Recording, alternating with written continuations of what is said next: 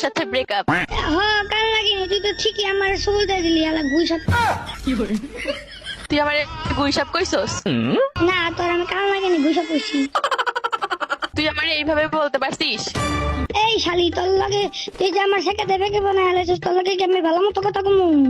তুই তো আমার সবকিছু খেয়ে লাইলি, আমার লাগে ভালোবাসলে বাস, না বাসলে না বাস।